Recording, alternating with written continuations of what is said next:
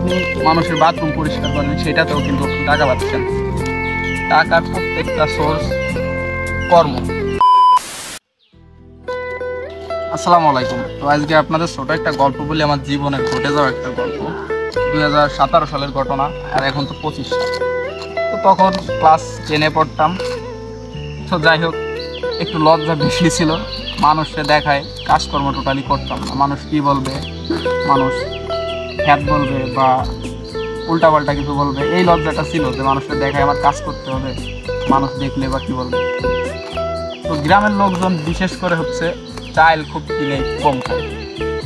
তারা ধান সিদ্ধ করে রাখে, সারা বছর গোলা বা বস্তায় রেখে দেয়, ওইটা ভাঙায় আর খায়। তোমার মা আমার একদিন সকালবেলা বলতেছে ধান ভাঙাই নিয়ে আসতে হবে। তো আমি 2 দিন সময় দিছি যে ঠিক আছে দিবানি এই করতে করতে পরের দিন একদিন বিকালবেলা আমার মাথায় উঠাই দিছে, তোর ধান ভাঙাই নিয়ে আসতে হবে, তারপরে ভাত রান্না করবো, তারপরে খাবি রাখতে। তো যাই হোক, আমার বাড়ি থেকে মিলঘর 2-3 মিনিট লাগে যাইতে। তো আমার মাথায় উঠাই দিছে, আমি মাথায় নিয়ে যাচ্ছি। তো রাস্তায় যখন উঠি, স্কুল ড্রেসের মধ্যে ছুটি দিলে 2টা মেয়ে আসতেছে হাইটে। তো ওদের দেখে আমি লজ্জাতে বস্তা মাথাতে ফেলাই দিছি। ফেলাই দেওয়ার পরে বস্তাটা ফাইটে গেছে। তো ফাইটে যাওয়ার পরে আমি ওই থেকে বাড়ি চলে গেছি লজ্জা। তো যাই হোক, যেটা বলতে চাচ্ছি যে আসলে সেই দিনগুলা আগের মতো আর নাই।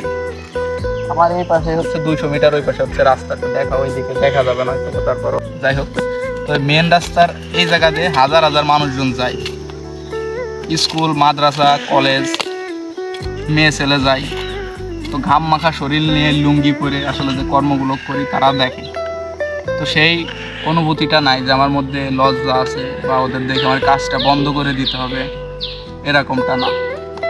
তো আপনি দিনে 10 বস্তা ঘাস কাটেন, এর থেকেও কিন্তু আপনার টাকা ইনকাম হবে। টাকা প্রত্যেকটা কাজেই আছে, আপনারা করতে থাকেন, দেখবেন এক সময় না এক সময় আল্লাহ নিশ্চয়ই দিবে। আপনি মানুষের বাথরুম পরিষ্কার করেন, সেটাতেও কিন্তু টাকা পাচ্ছেন। টাকার প্রত্যেকটা সোর্স কর্ম। আপনাকে কর্ম করতে হবে, তাহলে আপনি নির্ঘাত টাকা ইনকাম করতে পারবেন। এত কথা বলার মানে একটাই, সেটা যে আপনি যত বড় হবেন তত আপনি বুঝতে শিখবেন যে আপনাকে টাকা ইনকাম করতে হবে, টাকা ছাড়া কোনো মানুষের পথ না।